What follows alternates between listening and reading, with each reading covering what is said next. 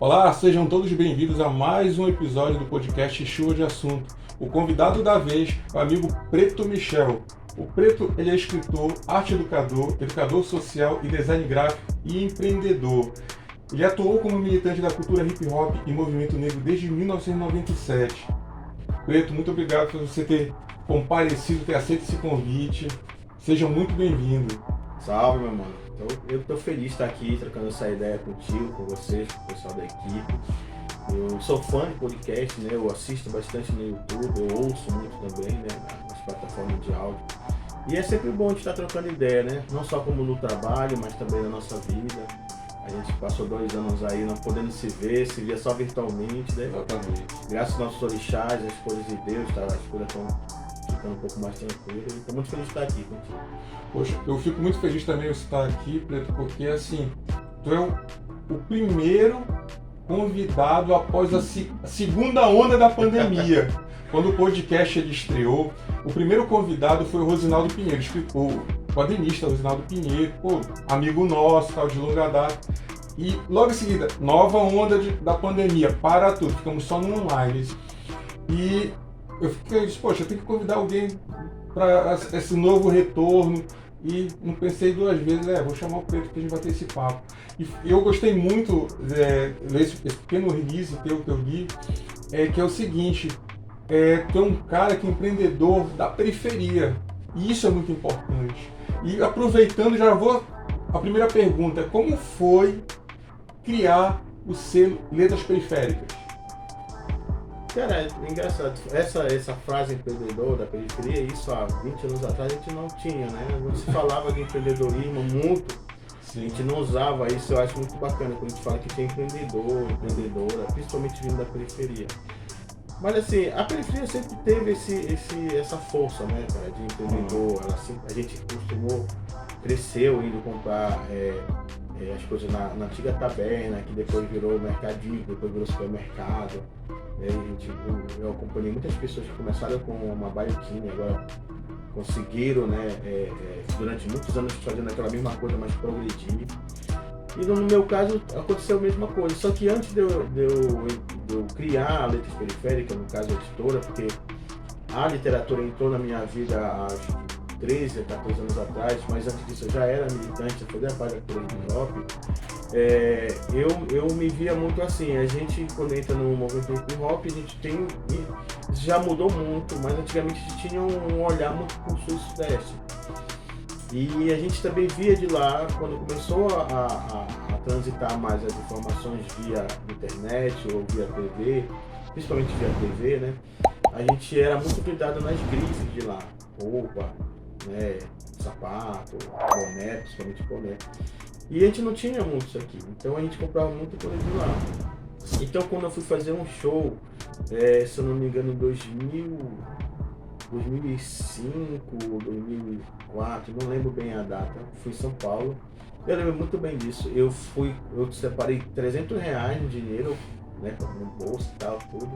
Eu sempre conto essa história que é bem bacana, porque aí eu fui dar um rolê lá na galeria, né, na 25, e o meu intuito de R$300 era comprar tipo 4 bermudas, 5 calças, blusa, boné, fazer aquela festa.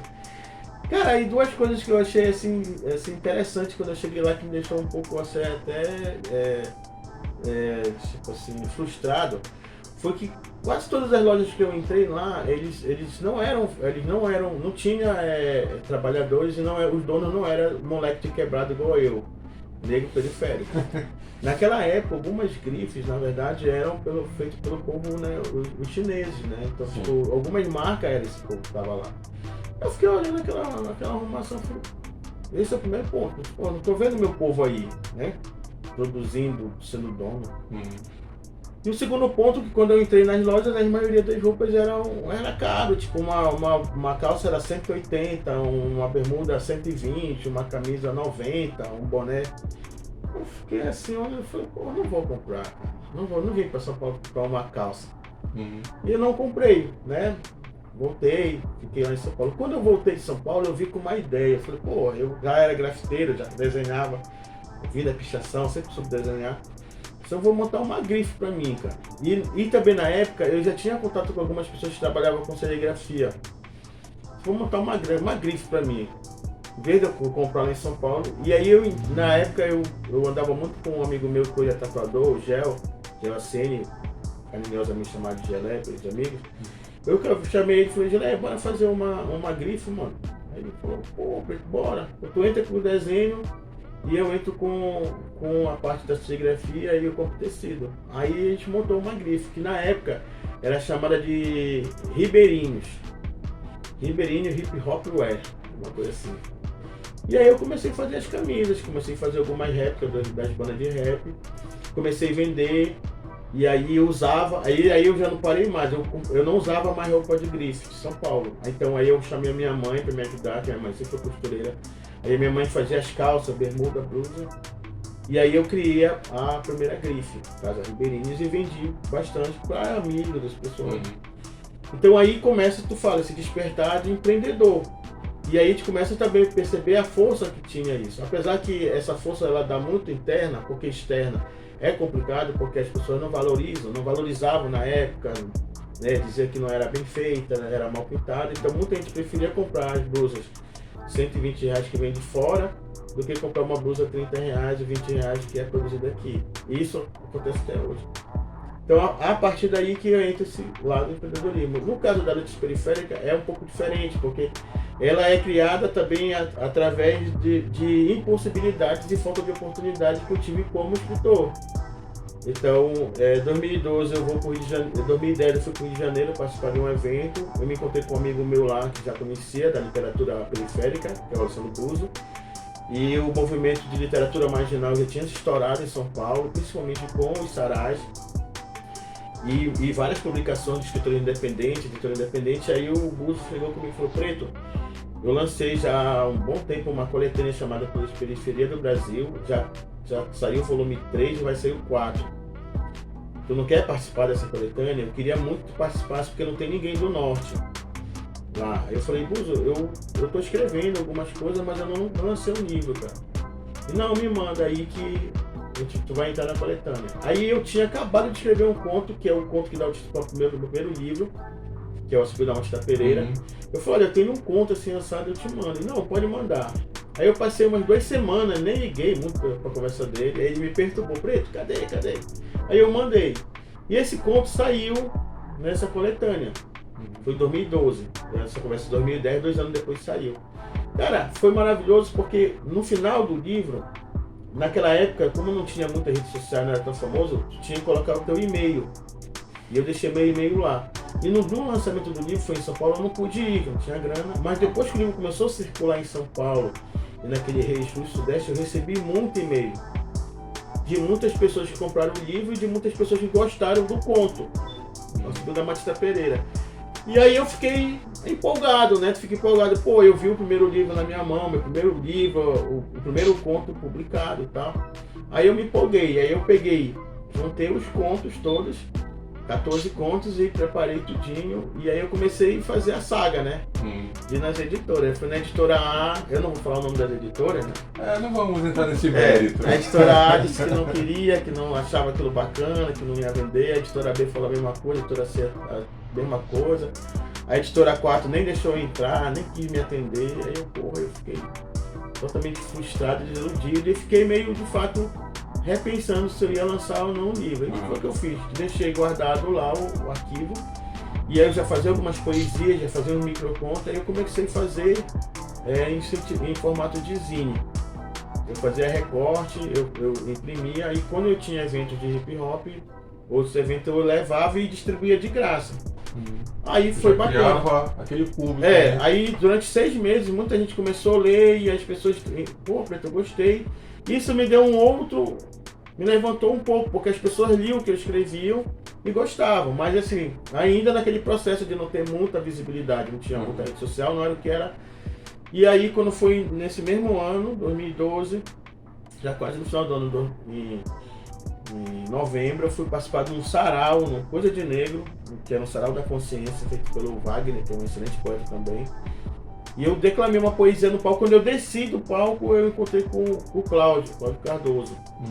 E ele falou, pô, cara, eu gostei muito da tua poesia. Gostei demais. E tu tem alguma coisa pronta assim? Eu falei, cara, eu tenho umas coisas aí. Aí eu dei um livro pra ele, um mãozinho. E ele falou, ó, se eu tiver alguma coisa pronta, eu tenho uma editora. Eu tô começando uma editora, eu já tenho, eu gosto de fazer esse trabalho. Aí eu fiquei pensando assim, falei, pô, cara, mais um aí pra me iludir, pra me enganar. Eu falei, tá, mano, qualquer dia eu vou lá contigo. Não liguei muito pra ele, falou não, o convite. Aí dessa história vai, aí a editora da Cromos, a editora Cromos ficava no final da Senador Lemos, já quase pegando ali o elevado.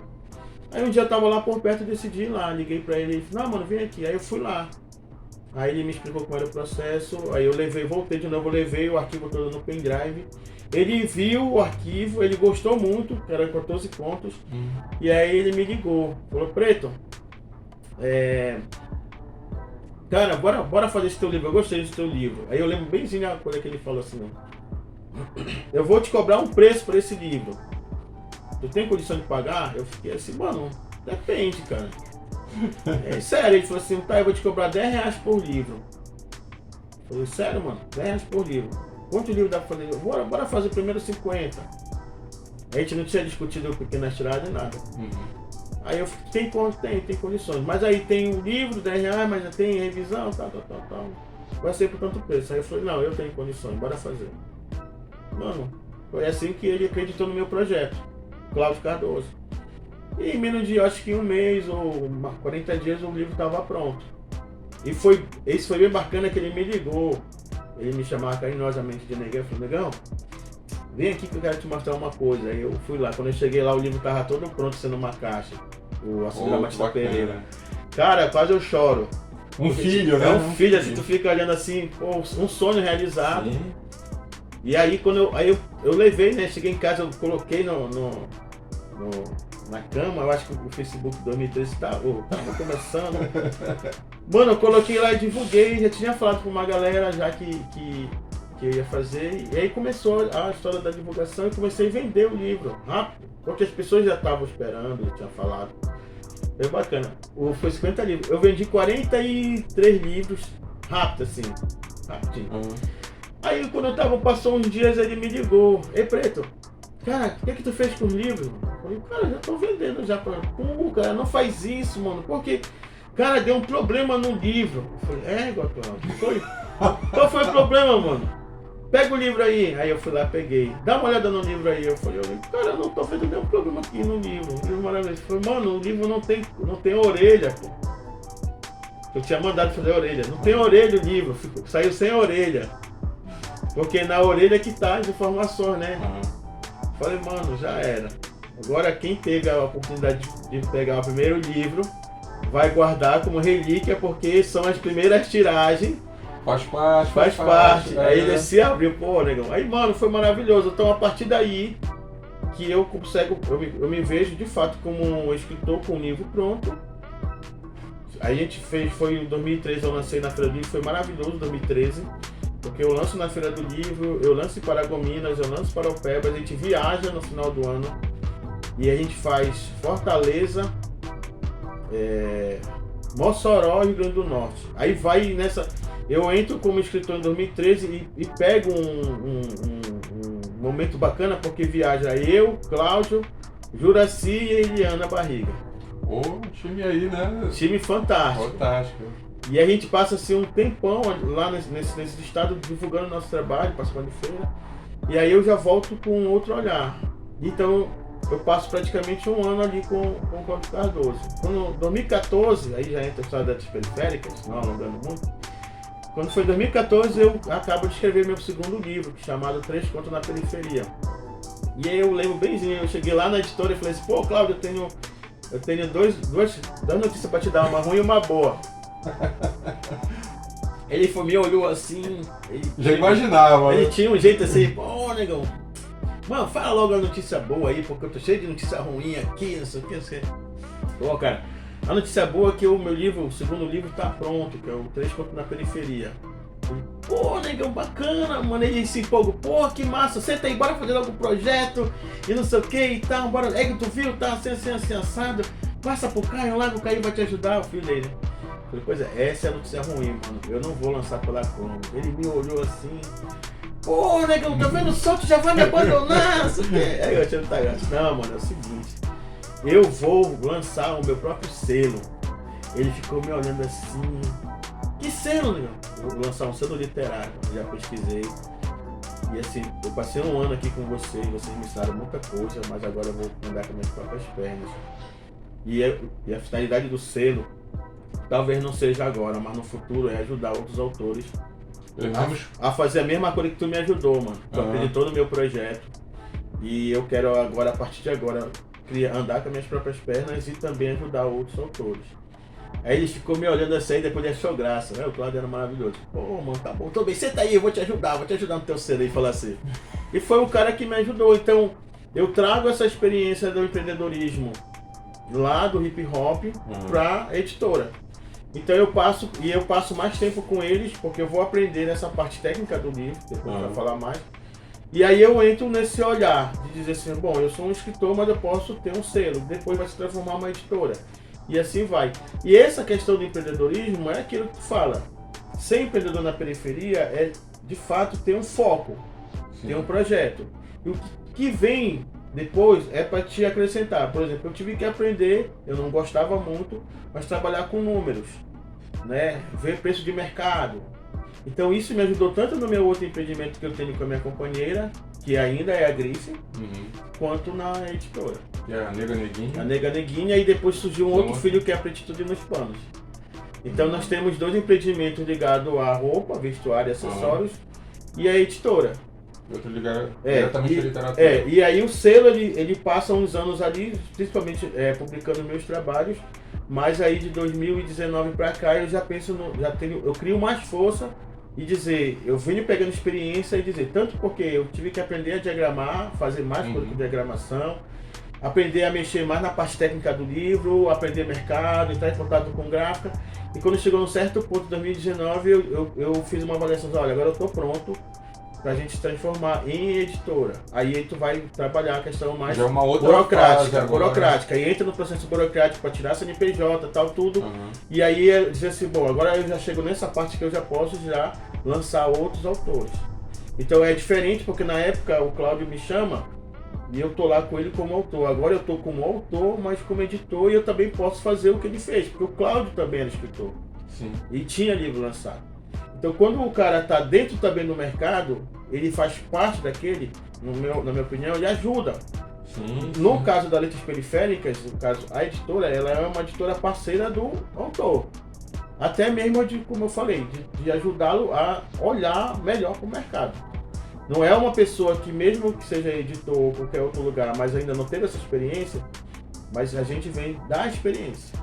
Até das frustrações de ser um autor e não conseguir, como eu falei logo lá, não publicar, eu posso também dizer para o autor, olha, calma, que tu tá entrando num mundo que não é só flores, também tem espinhos. É verdade. Eu achei bem legal isso que tu falaste, pontuou bem sobre a periferia, sobre o empreendedorismo na periferia, né? Porque assim, antes da palavra empreendedorismo ter virado moda, a periferia sempre teve muito empreendedor que não tinha esse nome, né? O cara da baiuquinha, sempre a periferia ela teve que se virar, né? Sempre teve um comércio, teve sempre o cara que vendia o chopp, o cara que vendia o gelo, a tia que vendia, né, o chopp. Isso é um empreendedorismo, né? Porque assim, ela não tá com emprego formal, mas ela tem uma forma de ganhar dinheiro para a família, vender, ter um comércio. E isso sempre ocorreu, né? Agora que já tem esse nome bonito, que também desvirtua algumas coisas, né? A gente não vai entrar nesses méritos e tal, mas eu achei muito bacana tu contar essa experiência, porque isso é uma coisa que realmente chega a ser até frustrante, né? Tu sabe o potencial, as pessoas falavam que tu tinha todo esse potencial, cara, isso é muito bom, muito bacana, mas quando tu batia na porta da editora, eles olhavam, não, tu vai ganhar o prêmio Jabuti? Não, então eu não te quero, né? Parece que é isso, eles só querem as editoras da média para grande, eu não vou falar das pequenas, mas das médias para grande, ele quer aquele autor, aquele cara que já vá propenso a ganhar um prêmio Jabuti, né? Ele não pensa na parceria, né? O cara que está começando no sonho que ele pode construir, naquele escritor que talvez ele não ganhe na primeira obra dele um prêmio Jabuti, mas de repente ele ganha na terceira, na quarta obra, né? Eles desenterram os sonhos muito cedo, né? Então tem muito cara que tem um potencial gigantesco, que tem os seus sonhos enterrados. Eu acho muito legal esse papel da letra periférica, e isso, eu gostaria de falar desse amadurecimento agora, não, agora eu estou pronto para ajudar. Isso entra para uma segunda pergunta. Agora, com esse amadurecimento que o selo se transformou agora em editor, em tua parte burocrática, como é o perfil desses autores que tu está procurando, assim, procurando principalmente esses novos talentos ou pessoas assim que já estejam no mercado, mas que também sentem dificuldade de colocar o seu projeto para estar rodando? Não, eu na verdade eu não procuro escolher perfil, cara, porque foi nos perfis que a gente nunca entrou lá, né? Não tem essa. Eu prefiro acreditar nos sonhos, nos projetos das pessoas. Por exemplo, eu tenho agora 6 autores na letras periféricas. Então, se tu for avaliar de perfil, totalmente diferente. Vou dar um exemplo. Eu conheci uma menina que é a Beatriz Melo, ela é de Tucuruí. Eu conheci ela quando ela tinha 17 anos, ela participou de uma oficina que eu dei, ela era aluna do IFPA. Depois que ela participou dessa oficina, ela participou de uma outra oficina minha, eu fiz pelo instituto lá de Paraupeba, lá de uma empresa. Fiz uma oficina de produção de conta, tudo, ela participou. Depois disso eu comecei a trocar ideia com ela, e ela me falou que ela escrevia poesia. Eu pedi para ela me mandar as poesias, cara, e as poesias delas são maravilhosas, são fortes, são contundentes, mexem, sabe? Principalmente que ela escreve muito para esse eu, né, feminino e tal, tudinho. A poesia dela é maravilhosa. Então, só que a Bia nunca tinha lançado nada, ela nunca tinha feito nada, tinha muita vergonha das poesias, não dá poesia mais de mostrar para outras pessoas. É muito comum, né? E aí eu conversando com ela, eu disse, não, vamos fazer, eu vou apostar nisso. E aí, no caso da Bia, foi diferente, porque eu conversei com o menino da editora lá que me ajuda, e eu falei, não, bora bancar. O que é bancar? É praticamente fazer toda a parte de diagramação, tudo. E eu mostrei o resultado para ela. Ficou fantástico. O livro da Bia é Em Mim Sentimentos. Então, tipo, é uma escritora, agora ela tá com 18 anos, ou 19, não bem. Então, tipo assim, ela tem um livro na mão, tá lá em Tucuruí. Eu mandei para lá os livros, então ela já distribuiu. Os pais dela nem imaginavam que ela escreveu. É acreditar em projetos e sonhos. Como é diferente, por exemplo, agora eu vou lançar o livro da Chara Manajosa, por exemplo, que é o Eu Poesia, que já está na 2ª edição. A primeira edição ela tinha feito também de forma independente. A Chara Manajosa é uma excelente, uma poeta, uma escritora, MC. Ela já tem quase 20 anos de militância, então ela tem um respaldo, uma visibilidade muito maior aqui em Belém, né? Só que o livro e a poesia dela também é maravilhoso, as poesias são potentes, então olha a responsabilidade. Entendeu? Quando ela falou, Preto, eu quero lançar pela Letras Periféricas. Vamos! Então, tipo, agora eu estou lançando outro livro de um outro rapaz, que é uma tese de mestrado, que é o outro, Rodolfo também. A tese é maravilhosa, eu li do começo até o fim.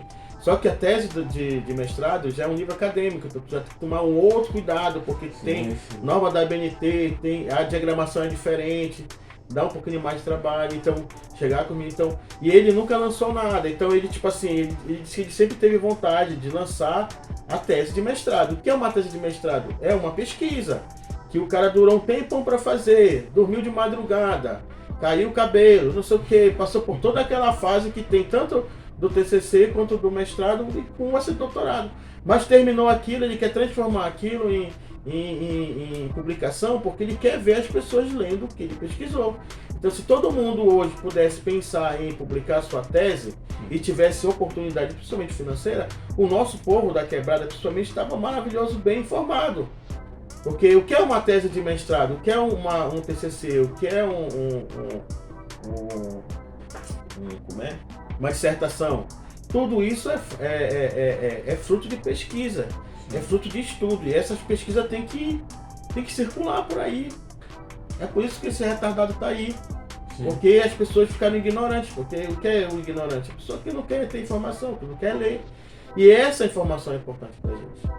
E aí olha a responsabilidade. Então, tipo assim, quando a pessoa vem para mim e fala assim, Preto, muita gente faz isso. Olha, eu tenho umas poesias, eu quero lançar um livro, mas tal, aí eu já tiro, então tiro mais. Bora pensar nas possibilidades de rolar. Ah, mas não tem dinheiro. Não, vou te explicar mais ou menos como é que funciona. Preto, olha, ontem eu estava no IFPA fazendo uma oficina de contos. uma galerinha nova, um monte de gente, um monte de criança, adolescente, jovem, mostrando coisas que escrevia. Olha aqui a minha poesia que eu fiz. Outro, olha, eu fiz um conto, Preto. O cara acabou de mandar pra mim aí no WhatsApp. Olha, bateu uma foto que ele escreveu. Maravilhoso, gente. É isso. Bora por parte. Escreve, põe no Word. Vamos escrevendo. Então, é isso que fala, né? A Letras Periféricas, ela tá com esse viés de, primeiro, escutar as pessoas. Segundo, dar possibilidade para um sonho. E terceiro, concretizar esse sonho. Claro que a Letras Periféricas tem um viés ideológico, né? Sim. Eu não vou pegar a Letras Periféricas e estar lançando qualquer pessoa, principalmente pessoas que sejam inimigo do nosso povo. Né? Isso aí, porque aí, Léo, tem um outro detalhe. Qual é o lance das editoras? Aí eu não vou citar o nome, mas eu vou meter o coisa na ferida. Durante muitos anos, as editoras ganharam muita grana, mano. Ganharam muita grana em cima do nosso intelecto. Sim. Quando eu falo ganhar muita grana, porque assim, tem editora famosa hoje aí que tem um catálogo. E esse catálogo tem um métier. E esse catálogo tem um público certo. E a gente sabe muito, muito bem que durante muitos anos a literatura ela foi elitizada. Sim. Tanto de quem escrevia quanto de quem lia. E a literatura marginal, hoje em dia, a literatura periférica, a literatura negra, essa literatura que vem da periferia, ela acaba entrando e batendo na porta, praticamente invadindo esse espaço, que incomoda. Porque a gente começou a mostrar que muitos escritores e escritoras, muitas editoras que lançaram escritores e escritoras da literatura marginal e periférica, vêm de um mundo real, escrevem coisas reais, né? Mostra para o leitor que ele pode ler uma coisa que ele vê, que ele vive, que ele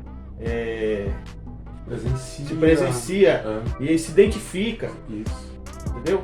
E aí, nesse caso, tu não vai... eu não costumo procurar perfil, eu costumo procurar coisas que eu acredito.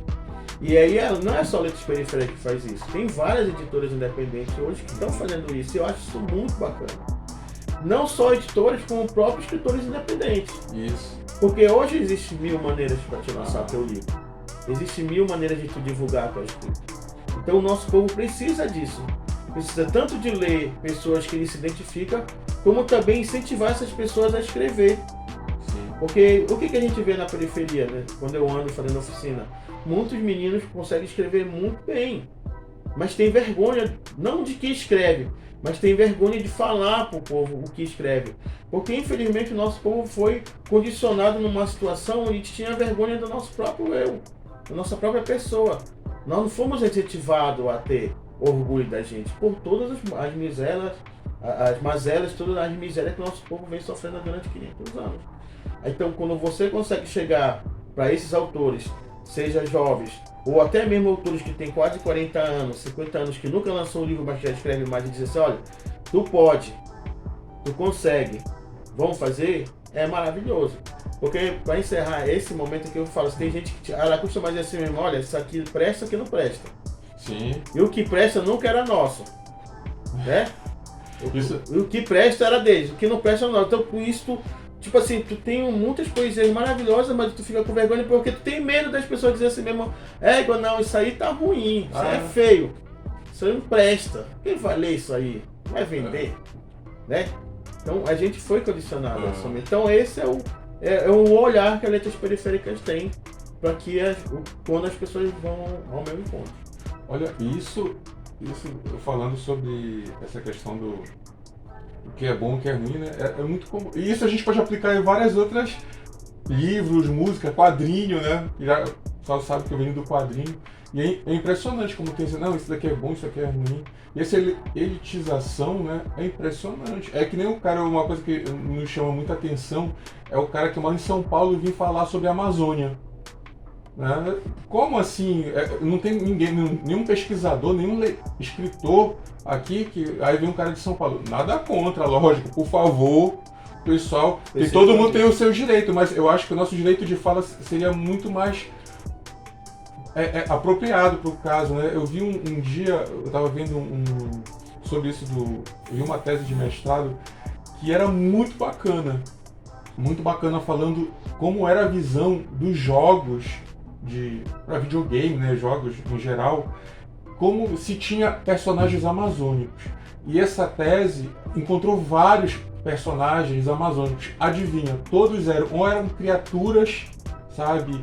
Assim, aquela figura do índio, sabe? Do índio e não do povo ancestral, do indígena, mas sim a figura do índio, uma figura monstruosa, um ser, sabe, estranho. Todos os jogos tinham essa visão, que eram produzidos nos Estados Unidos, então tinha essa visão preconceituosa, vamos falar assim, sobre a Amazônia.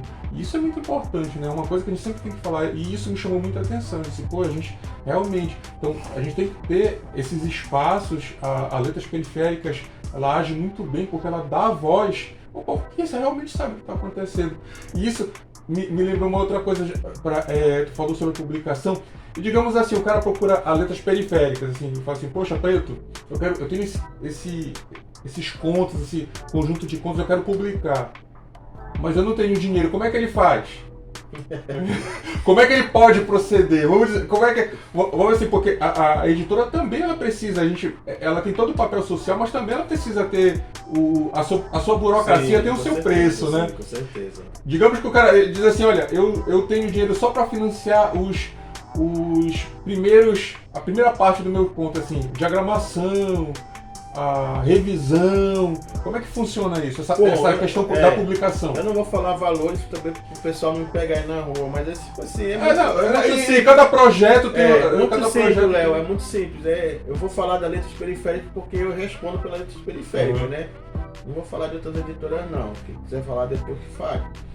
No caso das Letras Periféricas, quando alguém chega e não tem o autor, né? O autor que nunca lançou nada, escreve, tem esse sonho. Eu vou logo dando os caminhos primeiro da parte técnica do livro. Fala, olha, primeiro tu vai ter esse orçamento aqui, que é a parte técnica do livro. E aí eu vou te perguntar, como é que tá teu livro? Ah, não, eu só escrevi no Word, por exemplo. Então, tu sabes que tu tá pegando um material totalmente bruto. Então, beleza, então eu vou te dar um orçamento. Esse orçamento é o orçamento que tu vai pegar. Vai ter a parte da revisão, vai ter a parte da diagramação. Tem alguma ilustração? Não tem. Quer fazer? Quer. Aí a ilustração. Aí a parte mais burocrática. Antigamente a gente não... Eu tenho vários livros que não tem SBN. Eu tenho. Mas eu acho hoje hiper importante. Essa é uma questão mais ideológica também. Ideológica. Mas aí tem o SBN, tem a carta catalográfica, agora já inventaram o direito autoral, depois a gente entra nesse assunto. Beleza, não tem tudo isso. Então isso tem um custo. Então, aí eu falo pro cara, olha, esse aqui é o teu primeiro São taxas que não tem como fugir, né? É taxas que não é nem da editora, diga-se de passagem. Tá lá. Essa aí é o sistema, né, literário brasileiro. Que a gente nem pode até questionar alguns, mas tá lá. E até tu sabe participar de edital, feira, essas coisas, tem que ter essas coisas aí. Isso. E aí o que acontece? Olha, esse aqui é o teu orçamento. Então, beleza. Qual é a diferença que te faz? Eu vou falando pro autor essas partes técnicas.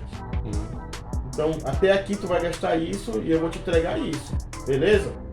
Beleza. Então bora fazer. A segunda parte é a parte diretamente para a impressão do livro. Que aí eu vou dizer, olha, já pagou aqui, tá tudo certo. Eu vou enviar para as gráficas e as gráficas vão dizer mais ou menos quanto é que vai sair o teu livro. Aí aqui nessa parte entra uma outra parte, que tu vai dizer qual é a cara que tu vai ter o livro, porque essa parte da diagramação não entra, é a parte técnica. Qual é a cara? Tu vai dizer, eu quero papel poli, eu quero papel sulfite, eu quero papel cartão, o tamanho A5, o tamanho A6, papel couché, capa dura. Isso vem aqui nessa segunda parte. Eu quero assim, assado. Beleza, aí eu vou entrar em contato com a gráfica vai dizer o valor unitário de cada livro.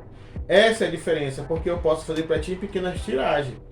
Aí tu vai chegar lá e dizer, olha, o livro deu tanto valor, deu tal. Agora, e aí, tu consegue fazer 20 livros, 30 livros? A gente vai de acordo. Aí vai dizer, eu consigo, mas eu não tenho dinheiro. Eu já gastei, tudo que eu tenho que gastar aqui. Aí, no caso da Letras Periféricas, nós vamos dar possibilidade, que a gente chama de orçamento de projeto financeiro. A gente vai dar várias possibilidades, tanto para correr atrás do patrocínio, tanto para ter a família como patrocínio, tanto para fazer uma rifa, tanto para fazer a vaquinha online, tanto para fazer a pré-venda. Até aí ele vai ter. Então, a partir daí ele sabe que a partir dali ele vai ter que conseguir essa grana, certo? Essa é a que a Letra Periférica faz. Porém, eu poderia fazer isso em um pacote fechado. Tipo, ele diz assim, Mimar, eu tenho um livro aqui e tal, não sei e tal, tá, então beleza, tu não tem? Então bora fazer 200 livros, tá ligado? Quanto é que sai 200 livros? Aí eu vou dar o preço lá pro cara lá, sai tanto.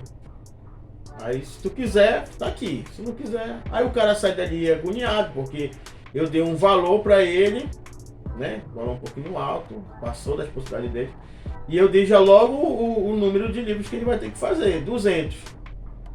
Aí ele vai dar os pulos dele pra lá. Vamos dizer que ele consiga os 200 livros. A gente vai fazer, ele vai pegar os 200 livros, tudo certo, eu vou fazer pra cá. O problema é esse, a letra periférica não faz esse pacote completo. Por quê?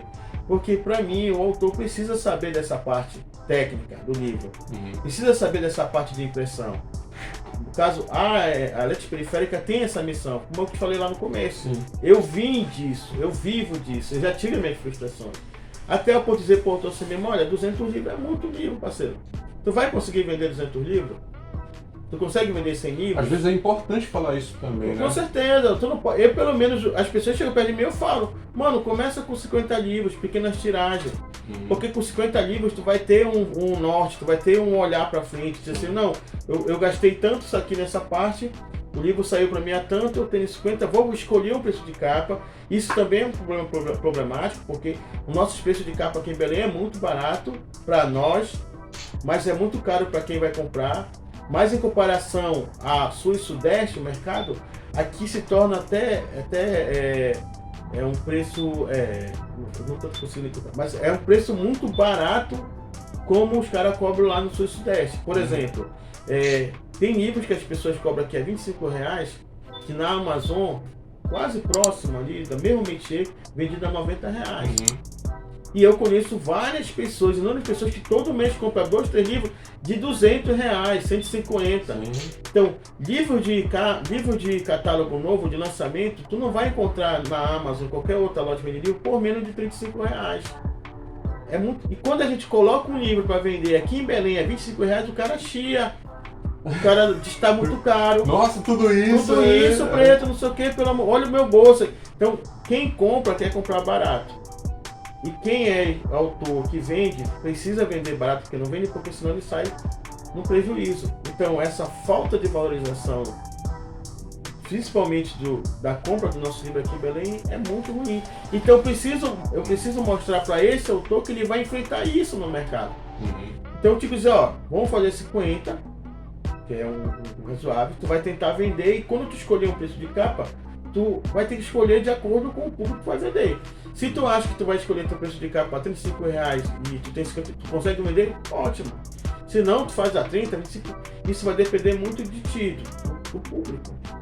E a gente sabe que a gente enfrenta isso. Então, a Letras Periféricas trabalha nesse formato. Eu aviso, eu coloco para os autores todo esse processo. Que em muitas editoras não acontece isso. O cara já joga o pacote completo. Tá aqui. É tudo isso, tanto, pronto. Mas se o cara ganhar um prêmio, foi daqui da minha editora, né? É isso que eu tô falando. Tu falaste agora, tô tentando me lembrar aqui o nome da menina que ganhou o prêmio Jabutica. A Monique Malcher. A Monique Malcher, minha amiga Monique. Um abraço pra ela. Flor de Gume. A Monique, ela, mesmo tendo uma editora, né, mas ela faz um trabalho de literatura independente muito bacana. E o Flor de Gume, ele entra ele ganha esse prêmio, mas muita gente não tinha ouvido falar da Monique, Sim. Nem do livro, entendeu? Então, tipo assim, a gente fica pensando assim, pô, o livro é maravilhoso, é fantástico. Um livro que tu pode ler assim, vai te transformar, vai te levar para vários mundos, é um livro importante. Então, tipo assim, como a Monique, tem muitos autores aqui de Belém e também do estado do Pará que escrevem coisas fantásticas, maravilhosas e que enfrentam esse mesmo problema que eu te falei. Sim. Tipo assim, às vezes, o cara tá lá na editora, tipo assim, falou lá assim, o cara chega com o projeto dele, ele não quer acreditar no sonho, nem no projeto, nada. Ele pensa assim, imagina assim, mas será que eu vou ganhar alguma coisa com esse livro? Será que vem algum prêmio? Será que vem alguma coisa? Sim. Então ele não consegue entender que aquilo é uma consequência. Tu contribui para ele, para que isso aconteça? Perfeito, parceiro. Perfeito. Agora tu esperar que aquilo vai acontecer logo, não vai acontecer. tu tem que acreditar no sonho da pessoa. Sim. E aí é isso que eu te falo, tu vai chegar comigo na editora e dizer, mano, é isso que tu vai gastar aqui, isso tu gasta aqui, isso provavelmente tu vai esperar para te gastar ali. E essa orientação, ela é muito importante, né? A gente pensa que não, mas é uma coisa, porque eu acho que principalmente o autor, o escritor iniciante, ele tem que ter essa noção, porque às vezes ele pensa assim, poxa, fiz o meu livro, tá aqui, tá bonito, olha, imprimi 200 livros, nossa, que bacana, vou vender tudo. E não é assim que as coisas funcionam no mercado, infelizmente, né, a gente sabe, e ainda mais que a gente está falando de livro, num país que lê pouco, que tem uma educação precária, né, e que quem lê, que consome muito, geralmente é muito elitista, esse livro aqui, que editora é essa, sabe, assim, a gente passa por tudo isso. Então o autor iniciante ele tem que ter essa noção, ele tem que ter, olha, será que 200... talvez para alguns autores 200 livros sejam nada, né? Seja uma coisa assim que, olha, super rápido ele vende, mas para alguns ele vai demorar um certo tempo, ele vai ter toda uma rede de apoio, ele vai ter que participar de feiras, ele tem que se virar para ele conseguir vender. E essa orientação que tu passa é fundamental. Eu acho muito importante esse autor. Tem que se falar de uma coisa também, Léo, que às vezes as pessoas não sabem, principalmente os autores novos, que tipo, as editoras famosas, elas não te dão um livro para te vender para ti. Tu vai para uma editora famosa, teu livro tá lá, mas tu tem só 30% dali. Ou 40%. Eu tô falando 40% é muito ainda. Tem editora que te dá 20% só. 20%. O que quer dizer com isso? A editora fica responsável para distribuir o livro, ela é distribuída, tu ganha uma grana, tu ganha um royalties, tu praticamente fica ganhando ali só por conta, né, disso. Mas, cara, é muito injusto isso, Léo. Eu acho assim, tipo assim, a que custo tu quer ser famoso nacionalmente, uma editora famosa, com o teu livro distribuído no Brasil inteiro, mas eles ganhando a maior parte da parcela da grana? Tipo, e o tempo que tu passou para escrever o livro? As horas que tu passou para escrever o livro? A tua intelectualidade, a tua criatividade? Então, tipo assim, até que ponto tu quer fazer isso? Então, eu prefiro estar no meu mundo, vendendo meu próprio livro, então diretamente dinheiro para mim e podendo ajudar outras pessoas, principalmente pessoas que trabalham comigo, do que deixar meu livro numa grande editora famosa e os caras ganhar 80%, pô. Sim. Tipo assim, mas a distribuição, beleza, mas tipo assim, hoje a gente percebe que as livrarias são importantes, gosto de estar nas livrarias, mas tu pode fazer o mesmo trabalho que elas fazem, porque tu pode divulgar o teu livro na internet, tu pode divulgar o teu livro pelo WhatsApp, tu pode andar com o teu livro na mochila, eu ando com o meu livro na mochila direto por aí, entendeu? Então tu pode fazer isso. Então, nesse caso, deixar o teu livro só para esse mundo, principalmente dessas editoras famosas, onde elas ganham 80% em cima do teu intelecto, para mim isso é muito complicado. Porém, nós estamos num país livre. Sim. Tem gente que aceita e gosta, beleza, não tem problema. Mas quando as pessoas me perguntam, eu falei, mano, tu quer ser escritor? Tu quer estar nesse mundo? Então não é só flores. Tem bastante espinho aí para te cutucar. E o caminho é bem tortuoso. O caminho é tortuoso, porém, mas esse caminho tortuoso, ele é um dia tu vai chegar num caminho mais um pouquinho aberto, mais tranquilo.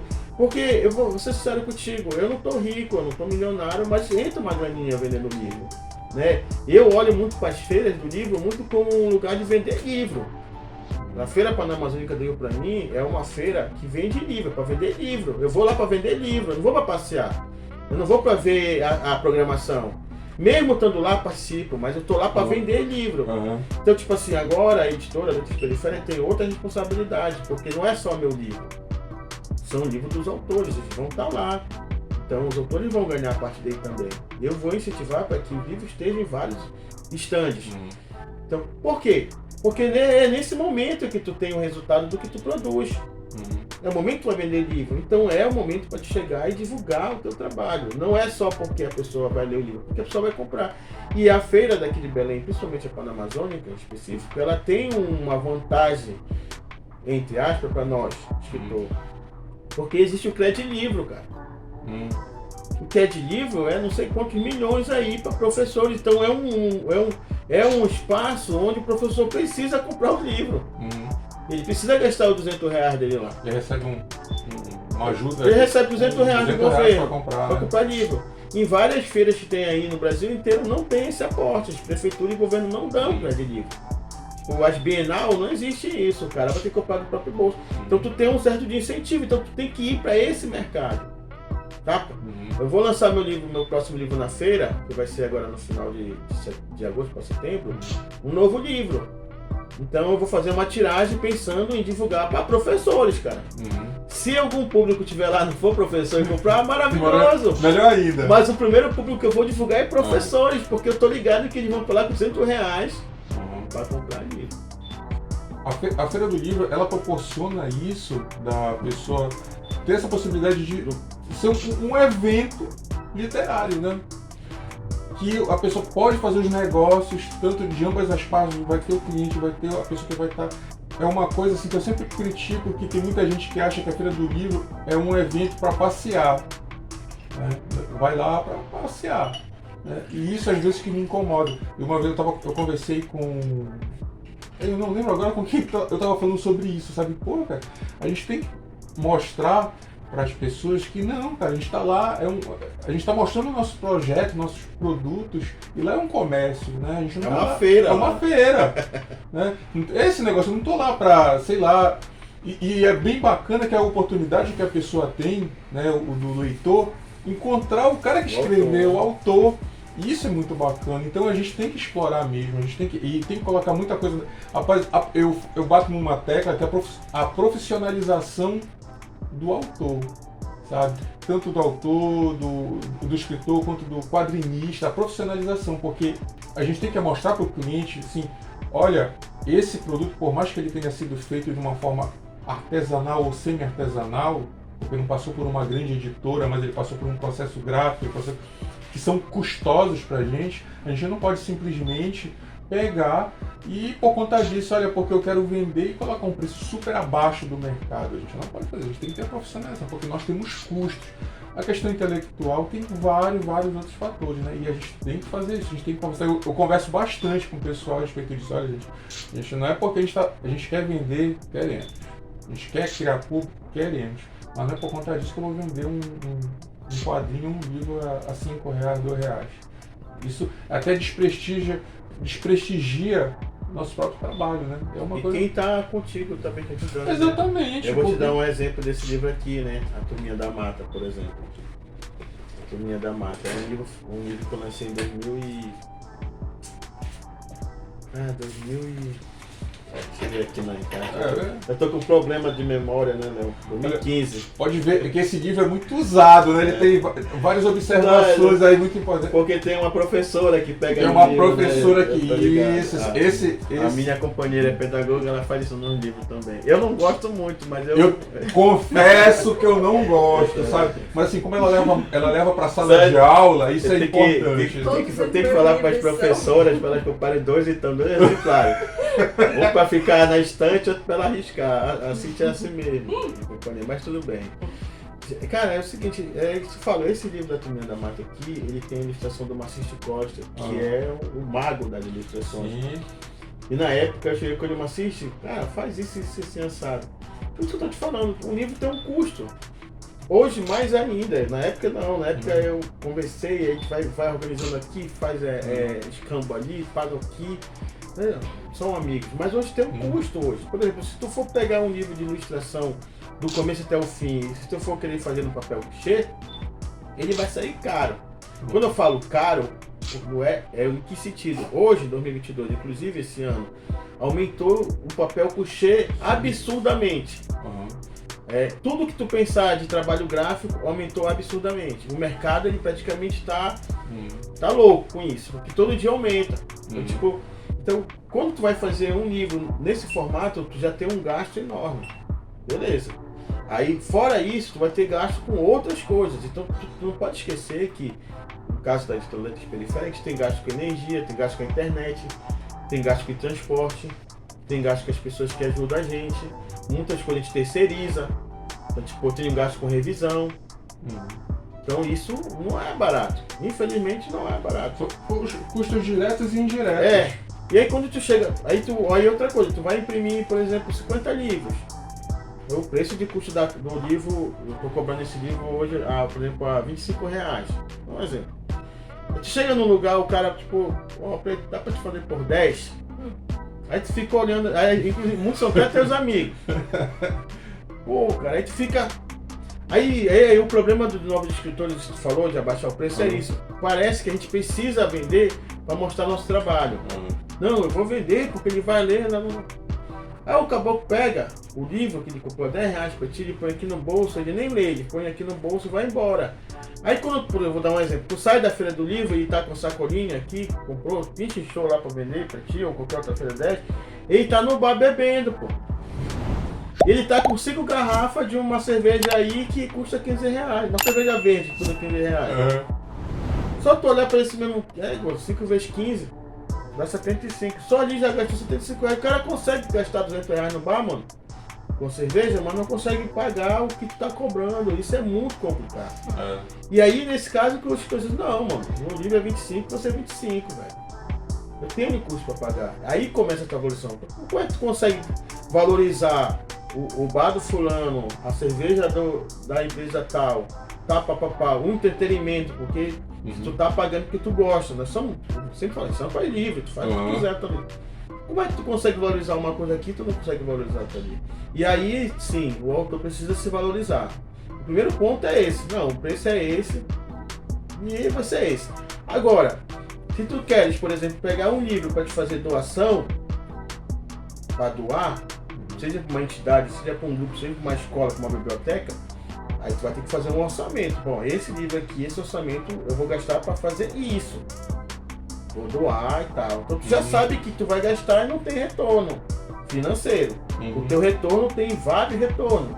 Retorno de intelectual, contribuir e tal. Mas tu tem que saber que aquele gasto que tu teve aqui é para isso. Ou dizer assim mesmo, não.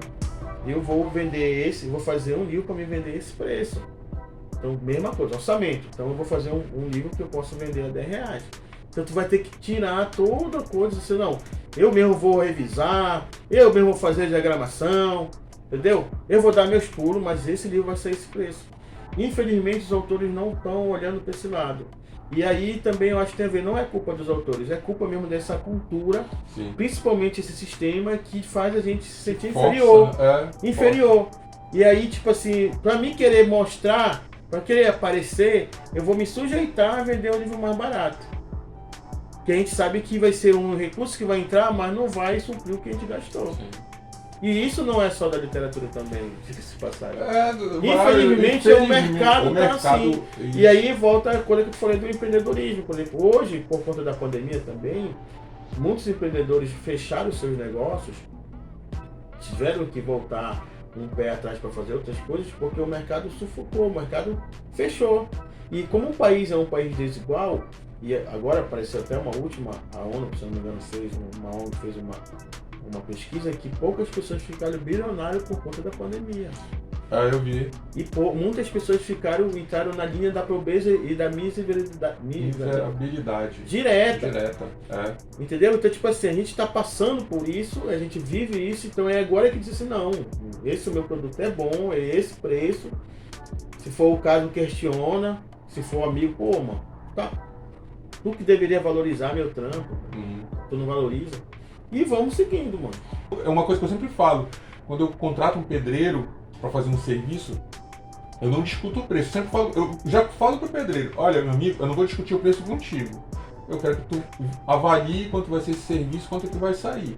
Agora, se tu me disser, olha, tanto e estiver fora da minha condição de pagar, o que eu vou dizer, eu não vou poder fazer. E pronto, acabou. Não vou ficar com raiva dele, não vou falar mal do cara, não vou nem tentar deixar... vai dar o preço pra você. Exatamente, eu não sei fazer aquele trabalho dele. Por que eu vou barganhar alguma coisa? Ele tá me dizendo, olha, para fazer isso aqui é tanto que eu pago. E pronto. Sabe? Mas, Léo, uma coisa também importante falar sobre isso, né? A gente está falando muito de livros. A gente tem que falar de mercado, né? Sim. Qualquer mercado de vestuário, mercado eletrônico, tudo. As pessoas que entram dentro dele para se propor a fazer alguma coisa, ela precisa ter estudo de mercado. Se ela não tiver, ela acaba se perdendo nessa história. O mercado editorial no Brasil, ele é uma coisa que tu tem que estudar sempre, muito. Mas uma coisa assim, essa que tu falou, né? o Brasil ele lê pouco, mas ele lê pouco em que sentido, em que grau, né? Como é que tu consegue observar isso? Porque o mercado, de fato, o Brasil lê pouco, mas ele vende muito livro. Sim. E aí tu fica dizendo, mas como assim? Vende e o pessoal não lê? Contradição, né? Essa contradição. Mas o mercado, claro que nesses 3 anos ele caiu um pouco, inclusive trazendo uma crise para as grandes livrarias, porque muitas livrarias, inclusive as famosas querendo fechar, né? Mas, e aí muitas das livrarias colocando culpa na Amazon ou nos outros coisas que vendem livro online, eu não vejo por aí, todo mundo vende. Mas assim, é um país que vende bastante livro. Sim. Visto se tu for pegar o histórico das grandes editoras que eram pequenas, se tornaram médio, agora se tornaram grandonas, então, os caras estão vendendo livro. E aí esse estudo de mercado é importante saber, para saber que forma tu vai se inserir nesse mercado. Então, tipo assim, se o autor ele acha importante, por exemplo, como eu falei, fazer um livro independente por conta própria, ele precisa estudar que ele vai ter que vender esse livro. Ele precisa entender que não dá para ele baixar, ele precisa fazer um preço de capa e fixar esse preço de capa. Ele precisa criar estratégias, seja nas redes sociais, seja pessoalmente, seja participando de evento. Mas ele precisa se ver enquanto autor, ele precisa se ver enquanto escritor, ele precisa se ver enquanto cara que precisa vender um produto. Sim. Ele é vendedor. Se ele acha que não dá para ele fazer isso, ele quer deixar na mão de uma livraria, ele vai lá deixar na livraria, negocia com ele a porcentagem e a livraria vai tentar vender. Não vou dizer, não vou garantir, porque as livrarias grandes é muito livro, cara. Então a pessoa não vai estar lá, tipo assim, olha, vem ver aqui o livro do preto aqui. Aí quem entra numa livraria, ela começa, é muita coisa, muita informação. Mas mesmo estando na livraria você precisa incentivar o cara a ir lá comprar. Se tu jogar na Amazon, por exemplo, ou no outro site de vendas online, tu precisa dizer pro povo que teu livro tá lá. Porque senão tu entra no site da Amazon, se não tiver lá aquela frase de efeito, pesquisar, o cara não vai encontrar, mano, ou no outro site. Então, a mesma coisa da loja. Todas as lojas não estão só lá pro cara entrar, eles fazem várias divulgações, seja de eletrônico, seja de roupa. Então, a internet ajudou muito isso, então o cara precisa ter esse estudo de mercado. Ele precisa entender que ele está num país capitalista, num país totalmente injusto e num país onde se tem uma individualidade muito grande. E essa individualidade quer dizer que um vai querer passar de ti. Todo mundo está brigando um com o outro. E aí quando fala sobre essa questão, principalmente do mercado editorial, ele é muito complicado porque muita gente que vem para o nosso mundo, principalmente como autor, ou está ali próximo, ele é muito ligado às grandes editoras, aos grandes livros, aos grandes escritores, aos grandes métiers de literatura, que te passam uma coisa assim um pouco ilusória, por exemplo. Tipo assim, eu vou lançar meu livro, vai sair pela editora tal, ele vai ser bem divulgado, eu vou ser convidado para ir para o Pô de Papo, não sei o que, então vou ficar famoso. Vou chegar na feira do livro, vou andar no corredor, todo mundo vai querer bater foto comigo, saca? E no final do mês a minha conta vai estar lá, com 100 mil reais. Não é assim, parceiro. Não é assim. Entendeu? Então, tipo assim, se alguém vende essa ilusão aí, na verdade algumas pessoas vendem, saca? É isso, mas no final das contas tu tem que medir, mas quem tá ganhando com isso? Eu vou ganhar? E eu dou um exemplo, é fato. Tu já colocou 100 livros na tua sala? Já colocou? Não. Tu coloca pra te ver que 100 livros é livro pra caramba, cara. 100 livros é livro pra caramba. Tu fica olhando pra aquilo assim, tu fica pensando, pô, eu gastei 100 livros aqui, gastei dinheiro com o meu livro, como é que eu vou fazer pra tirar esse livro? Aí tu pode fazer uma margem, tipo, ou naquele dia tu vendeu 5 livros. Aí na segunda tu vendeu 5 livros. Aí na terça tá a mesma coisa, na quarta a mesma coisa. Aqui tu chega no site e fala assim, cara, passou uma semana, não mudou nada, eu tô vendo os mesmos livros aqui. Então chega um momento que passou um ano, tu tá com o mesmo livro lá, parceiro. Tu vendeu 20, tu fica olhando para aquela amontoada de... Então, olha com o tempo que passou. Então, tipo, é isso que eu tô falando. Eu tô dando um exemplo de 100 livros. Tem gente aí que eu sei, mano, que fez 1000 livros, velho. A editora vendeu 1000 livros pro cara, saca? Ganhou grana em cima do cara. E aí, o cara não é famoso, velho. O cara não é pastor de nenhuma igreja, pastor que vende isso aí nos cultos. Tá ligado? Então, tipo assim, como é que o cara vai fazer com bastante livro? Porque, mesmo que ele vá numa livraria ou faça alguma coisa, mas é muito papel, velho. E infelizmente, com o tempo, o papel ele acaba se estragando.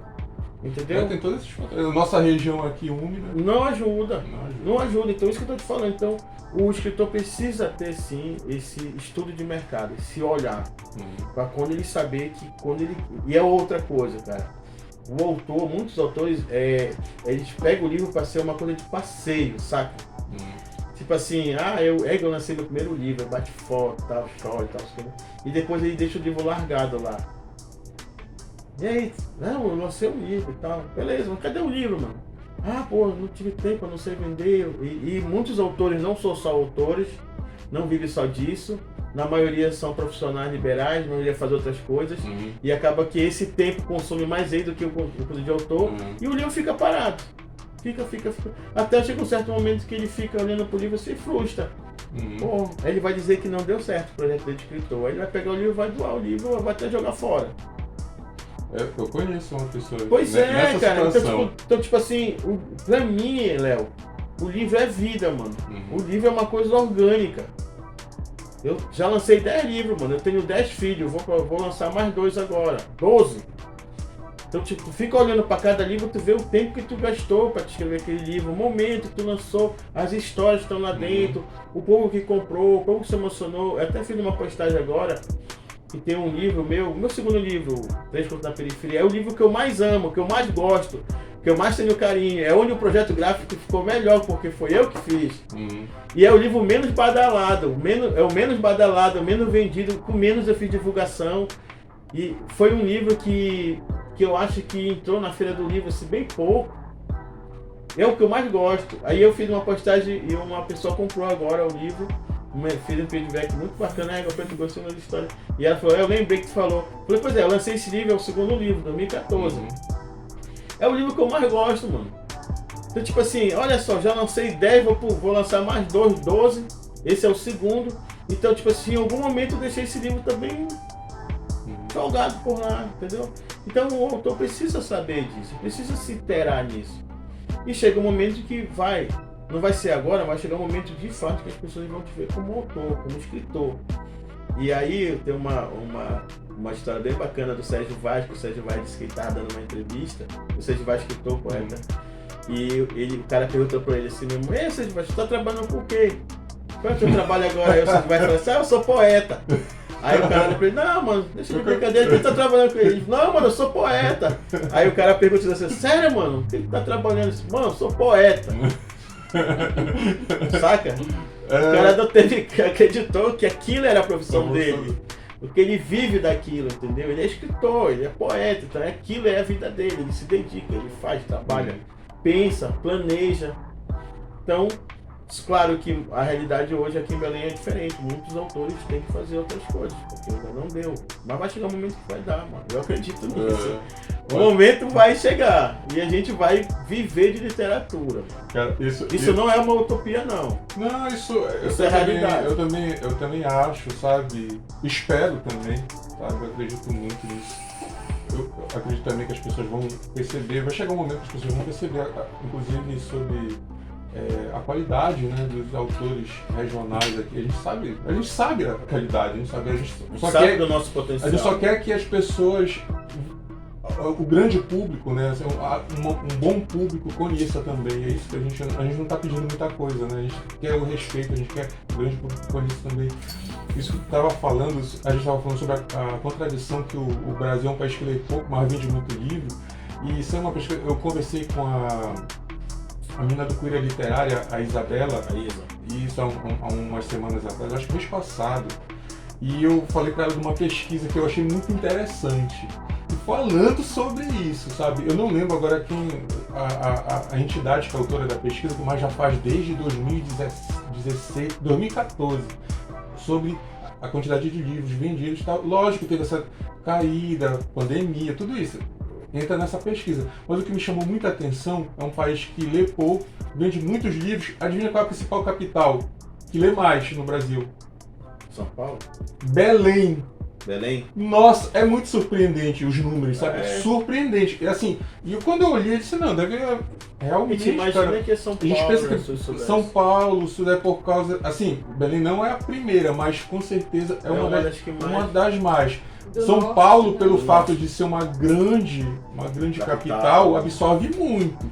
Então, lógico que São Paulo está sempre encabeçando, mas chama muita atenção Belém ser uma das primeiras também. Tá lá pareando com São Paulo. Não chamou muita atenção isso, sabe? E depois eu vou te passar essa pesquisa, os números chamam muita atenção, muitas mulheres, sabe? A classe que mais lê, classe C e D.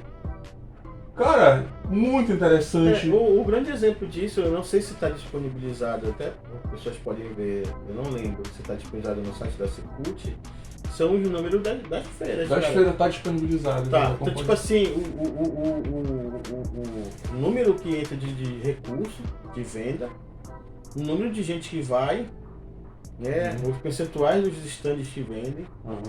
Então, a Feira Panamazônica do Livro, ela é uma feira grandiosíssima, né? Grande demais. Ela tem quase 50 mil pessoas que vai ali por dia, ou 30 mil, até mais. É um público grande de professores que eu falo, vão e compram, tem que comprar, senão perde a grana. Tá ligado? Então, tipo assim, mas tem um público maior que não é professor que vai e compra. Então, tipo, eu conheço várias pessoas que são donos que estão listando na feira e não reclamam, não reclamam. Olha, não reclamam. Ó, a feira de 2021, que foi no Hangarzinho, ali no Paraense, cara, tinha um certo momento que ninguém conseguia entrar nos stands. Por quê? Primeiro que a feira foi um pouco menor. Segundo que era poucos stands. Mas tinha uma hora que os caras dos stands ficaram loucos. E um exemplo bem nisso que eu vi, teve uma editora que é bastante famosa aí no Brasil inteiro por lançar livros, principalmente de humanas, livros, né, acadêmicos. Eu lembro muito bem, né? No sábado não tinha mais muita coisa lá, cara. Não tinha. Ela entra a feira no começo com bastante livro, no sábado foi uma coisa impressionante. Eu participar de uma feira e não ter mais quase livro nos stands, nas prateleiras. Ela achou graça que eu tô maravilhosa. Nem eu imaginava vender tanto livro assim. E saca? Então, tanto o público que tem que comprar o crédito livre, como o público em geral. Então, esses números é real. Então, essa economia é real. Claro que a gente está falando de uma feira que é uma vez por ano, que também tem esses aportes como o crédito livre. Mas, no geralzão, esse mercado editorial, ele funciona. Se vende livro. Tem que ver de que forma nós, enquanto autores periféricos, independentes, podemos usufruir desse mercado. Exatamente. Podemos estar dentro dele. Podemos fazer com que os nossos livros girem, circulem. Porque esse feedback das pessoas de ler, a gente sabe, a gente tem. Mesmo que a gente tem público. Que querem consumir. Querem consumir coisas novas. É por isso que eu faço questão de dizer pro cara, mano, beleza, tu lançou teu primeiro livro, bacana. Mas se tu tiver inspiração, vai escrevendo para fazer outras coisas. Não se prende só num livro. Beleza? Tu escreve contos, beleza? Faz outro livro de contos. Vai produzindo outras coisas. Se tiver oportunidade, lança. Eu tô com 12 livros, ser 12 livros não quer dizer que eu sou maior, né? Melhor que os outros porque eu tenho 12 livros, só tenho um. Meu processo de produção é rápido, eu produzo, tô com uma editora e vou lançar o livro. Mas a gente precisa fazer com que esse produto todo circule. Porque senão ele vai ficar lá. E aí, falando de economia, aí volta para a história. É meio injusto uma minoria ganhar e a maioria ficar de fora. E ganha. Ganha bastante. Sabe que ganha.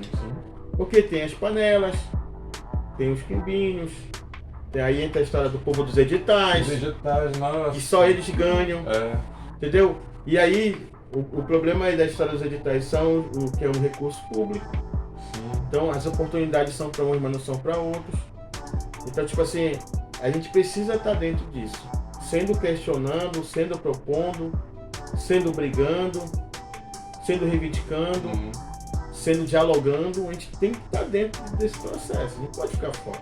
A gente precisa questionar e cobrar isso do poder público, ao mesmo tempo também propor. Eu acredito que o autor independente ou qualquer outro tipo de artista independente precisa criar várias formas para fazer o seu trabalho. Mas é dinheiro público, velho. Uma hora ele precisa cobrar esse povo aí. Com certeza. Entendeu? E aí tu falou, não é choro de perdedor. Aham. É questionamento de quem paga imposto. Exatamente. É o dinheiro público que te paga imposto. Ah, porque tu perdeu? Não, eu não perdi. Eu estou questionando porque isso é o dinheiro público. Pois é, Pedro. Então, aproveitando a gente falando de tantos projetos, né? Fala um pouco aí sobre como é o projeto do Escambo Literário. Olha, o Escambo Literário ele começou em 2017, mas na verdade antes disso eu já fazia muitas palestras nas escolas, né? Oficinas, roda de conversa. Mas em 2017 eu usei esse livro aqui, Turminha da Mata, né? Que eu lancei em 2015. Que é um livro que eu peguei as lendas e transformei elas em crianças. E as narrativas delas, elas juntas, as lendas, as crianças como lenda, elas vão combater vários tipos de violência. Trabalho infantil, violência doméstica, abuso, exploração sexual, bullying. E aí eu peguei esse livro e levei para as escolas, né? E também tem um outro livro que é chamado A Escola, que é uma reflexão sobre racismo e bullying no ambiente escolar, que também fala sobre racismo e bullying. Então com esses dois livros eu comecei a ir para a escola, recebi muitos convites. E o projeto Escambo Literário ele funciona assim, a gente vai para a escola, faz roda de conversa, faz algumas oficinas, faz alguma palestra, e o principal objetivo é fazer a mediação da leitura desse livro, né, com os alunos, com os professores e discutir esses temas. 2017 até 2020, eu tinha ido para quase 35 escolas ou mais de fazer. Muitas dessas escolas são convidadas, eu sou convidado por professores, alguns gestores, coordenadores pedagógicos. O projeto ele não é um projeto financeiro bancado por ninguém, ele é um projeto feito por iniciativa própria, minha. Logo no começo só eu ia, mas agora a gente tem um grupo que é feito por mediadores de leituras, alguns pedagogos, outros autores que vão nas escolas. E aí foi fantástico, cara, fantástico, assim, um resultado muito bom, interação com as crianças. Por conta disso, em 2019, eu fui homenageado em 3 escolas, homenageado por conta desse livro, que me deixou muito feliz, né? E um reconhecimento do nosso trabalho. Em 2020, por conta da pandemia, 2021, ele fica parado, né? Porque não tinha como ir à escola, não tinha atividade. E esse ano a gente voltou a fazer as atividades.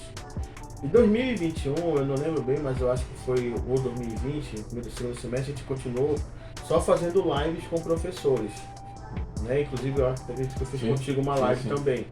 Então, tipo assim, foi um projeto que a gente teve que fazer virtualmente. Agora a gente volta pro projeto com a mesma pegada, só que agora a gente tem mais um outro livro, que é um livro chamado A Escola, Relato do Cotidiano, que é um livro que é especificamente para o público da EJA. Então, durante 2017 até 2019, a gente tinha muito para trabalhar com crianças e adolescentes. Agora, em 2022, não. A gente está indo muito para trabalhar com o público da EJA. Esse livro da A Escola 2, volume 2, as narrativas são para trabalhar com o público da EJA e o público do ensino médio. São narrativas que também falam de temas como violência doméstica, como tráfico, como outras coisas que a gente é bom discutir que está dentro desse perfil da escola. Ah, entendi. E falando sobre esse livro, A Turminha da Mata, que eu acho muito legal, acho que foi o primeiro livro que eu conheci. Eu achei fantástica essa ideia de transformar esses mitos, né, todos esses seres fantásticos amazônicos, em crianças e em vez de que, geralmente quando a gente fala de histórias de visagem, assombração, né, geralmente assustam, esse é o contrário, né, eles ajudam, eles participam de uma questão que é importante sempre falar sobre questões de violência contra a criança, né, de abordar a forma como eles interagem, e é muito bacana. Esse livro aqui, como a gente falou ainda agora há pouco, né, como ele tem é usado por uma professora aqui, é cheio de marcações, eu não vou nem mostrar que eu não gosto. É cheio de marcação. Não, é compreensível. Olha, tem aqui marcação sobre LDB, sobre o artigo, as pontuações que foi falando sobre o MIF, né? E é muito. Não, mas ele é muito bom. Eu gosto demais. Eu acho fantástico. Eu recomendo esse livro. Mostrar aqui para professores, porque é um livro que foi feito para isso. Ele foi feito para estar em sala de aula, ele foi feito para trabalhar com os alunos. O livro A Escola também, que a escola, as narrativas, elas especificamente falando diretamente sobre racismo e bullying, mais para o público adolescente. O livro A Escola eu fiz trazendo um pouco da experiência que eu trabalhei quase 10 anos em vários projetos, principalmente no mais educação, em escolas públicas. E infelizmente eu vi muita coisa sobre racismo e bullying e eu trouxe esse livro para essa reflexão. Eu acho, Léo, que a gente precisa ter, a gente precisa pegar os nossos dons artístico e transformar também um livro lúdico, cara. Eu acho que eu tô falando, o livro ele tem que ser uma coisa viva, é uma vida, é orgânico. Eu dou um exemplo do personagem, né, do Pitiu e do Chibé, né, da coletânea que tu faz. Então, tipo assim, os personagens, quando tu cria, eles trazem para próximo do público uma coisa comum, que deveria ser comum da gente ter essa habitualidade com esses personagens, esses animais, porque a gente vê e convive, né? Então, tipo, quando tu traz 2 urubus, né? E tu pega a narrativa desses urubus e transforma em consciência ambiental, por exemplo, e tu pega também outras temáticas que é importante discutir na escola, pra mim isso é fantástico. Porque tu traz isso na linha de quadrinho, mas tu usa uma narrativa pedagógica. E essa narrativa pedagógica tem que ser usada nas escolas. Porque ajuda as crianças a olhar ter um outro olhar para aquilo. A gente não vai só olhar o urubu como se fosse uma coisa ruim. Sabe o urubu, aquele que fica andando na tua cabeça e tu acha que tu vai morrer? Era isso que as pessoas falavam? Tipo, o urubu entra... Geralmente ele é associado a uma coisa super negativa, né? O urubu entra no teu telhado, já é um mau agouro. A gente sabe que não é isso, cara. A gente sabe que não é isso. Então, a Turminha da Mata, ela foi feita para isso. Ela foi lançada em 2015, tem praticamente 7 anos, já andou em várias escolas, já foi homenageado por conta do livro em várias escolas. Eu sinto muito feliz com ele e para mim ele é um livro muito eu vejo ele como uma ferramenta pedagógica. Gosto muito de usar essa palavra, ferramenta pedagógica. E tá aí. E aí o projeto Escambo Literário, depois de muito tempo, a gente transformou o projeto. Agora nós somos um coletivo, que se chama Coletivo Escambo Literário, porque de fato eu não estava conseguindo dar conta sozinho das ações. Então agora a gente tem um grupo quase de 7 a 10 pessoas, que é pedagogos, mediadores de leituras, professores, alguns escritores e principalmente pessoas que amam a literatura. Então é um coletivo aberto. Então, por exemplo, quem quiser participar pode participar. E uma das ações principais do coletivo foi criada no passado, que foi a Felipe, que é a Festa Literária das Periferias, que começou muito tímida por conta, infelizmente, de a gente não ter recurso. E agora esse ano a gente quer deixar de ser tímida para ampliar um pouco mais, porque na nossa avaliação ela deu super certo, porque ela tem 3 formatos. A Felipe é só uma, mas ela tem 3 etapas. A primeira etapa, que é a forma virtual, que a gente vai fazer algumas lives para estar discutindo vários temas. A segunda fase, que é a Felipe nas escolas, que a gente vai para as escolas fazer atividades como roda de conversa, sarau de poesia, oficinas. E o principal evento, que é a Feira de Livro, que é o momento onde a gente vai dar oportunidade tanto para as livrarias independentes, para os sebos, para os escritores independentes, para que num dia inteiro ele possa levar o seu produto para vender seu livro. E aí a Festa Literária das Periferias, Felipe, ela é um evento que tem como principal objetivo atrair o público de certa localidade. Então o nosso objetivo da Felipe, durante anos, a gente espera que cada ano seja numa quebrada diferente. Ano passado a gente começou no Guamá, esse ano a gente volta no Guamá de novo, porque a gente fez uma avaliação que a data que a gente escolheu no passado não foi uma data, tipo assim, é uma data que estava tendo muitos eventos, que foi no dia 20 de novembro. Então a Felipe esse ano vai ser no final de junho agora, tá próximo. Mas a gente quer cada ano ser numa quebrada. E o principal objetivo da Felipe é fortalecer o mercado editorial para escritores independentes, fortalecer a ação literária que tem naquele local, fortalecer as outras ações comunitárias e culturais daquele local e fazer com que o público daquele local possa estar em contato com a literatura, com os autores e comprar livro. Então é descentralizar os eventos literários que tem no centro.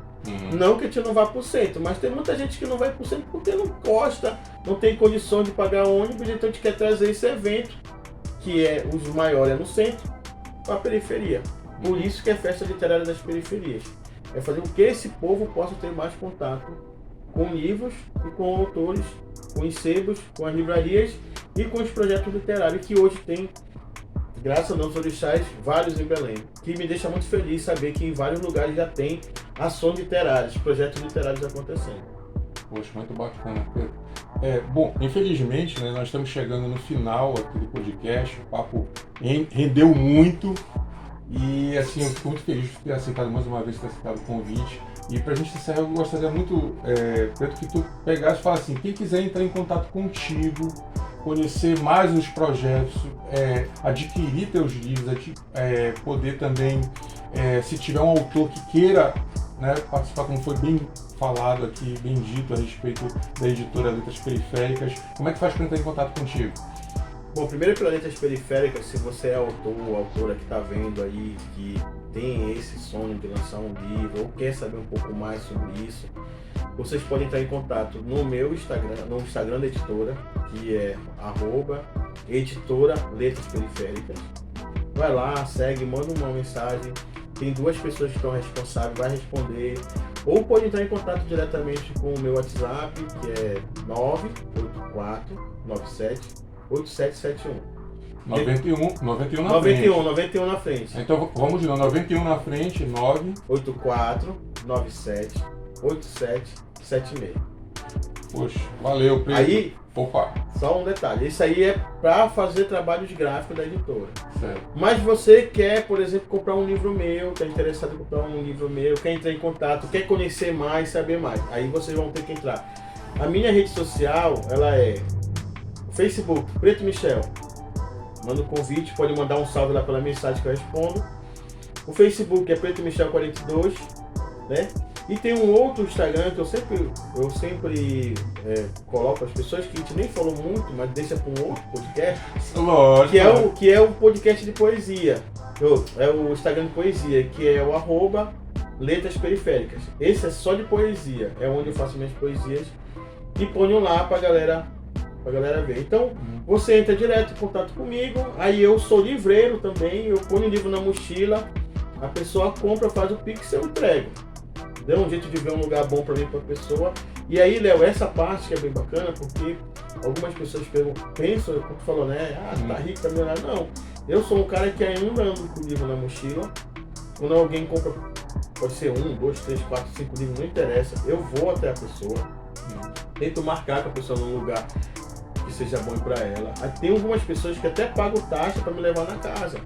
Por exemplo, um parceiro que eu não conhecia, ele comprou 3 livros, ele falou, mano, eu não posso, eu pago uma taxa. Beleza, mano, pagando taxa, eu fui entregar, ele nem tava lá, ele ficou surpreso, porque ele pagou o livro, pagou a taxa, e ele pensava que alguém ia entregar, mototáxi, carro e tal. Ele falou que talvez não dá. Quando eu cheguei lá, ele tava lá, ele ficou surpreso, falou, mano, tu tá aqui e tal, isso aqui, achou muita graça. Aí ele falou, não, eu nem imaginava te conhecer. Pois é, mas eu sou livreiro, mano. Eu vou, vendo, se eu puder, eu entrego. Se for no lugar que eu saiba andar. Então eu acho que é isso. Quem quiser comprar, manda mensagem, a gente negocia. E assim a gente vai vivendo. Eu queria muito agradecer. Eu acompanho o canal, sou inscrito, já vi todas as entrevistas, acho muito bacana. E desejar sucesso para vocês, né, toda a equipe, e que esse podcast possa estar ali por bastante tempo, também para trazer outras pessoas que a gente possa escutar no áudio, ver no YouTube, e a gente possa também, eu vejo o podcast como um lugar de aprendizado. Ah, com certeza. Pô, Pedro, muito obrigado. O legal que tu falaste, assim, de chegar... O bom é que a pessoa compra o livro, já tem o autógrafo e já tira a foto, né? Já como completo, né?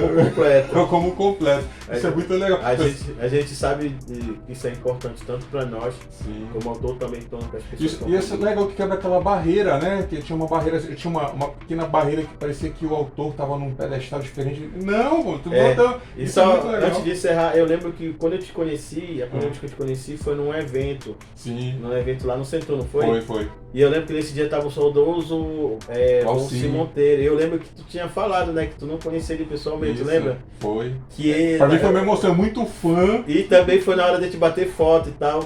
E naquela época o Valci já tava com os problemas de saúde, né, que tava cansando muito rápido. E a gente estava conversando sobre isso. Eu conheci o Valci antes dele me conhecer porque eu era fã e era leitor dele. Então quando ele se tornou amigo por conta da literatura, eu percebi, uma época a gente é o fã, a gente lê, a gente quer essa coisa. Outra época ele é teu amigo. Então, tipo assim, eu todas as vezes que eu encontrava com o Valci, eu conversava muito, eu sugava muito dele. todos os livros que eu faço de Visagem e Assombrações tem um bolsilho no meio. Olha, a gente nem entrou nessa conversa desse lado. Mas vamos tomar um mês.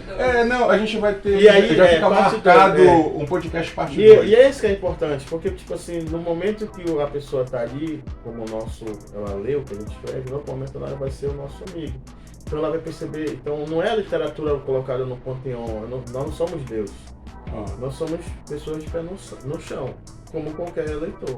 A diferença é que te escreve algo que aquela pessoa naquele momento está lendo, é uma troca.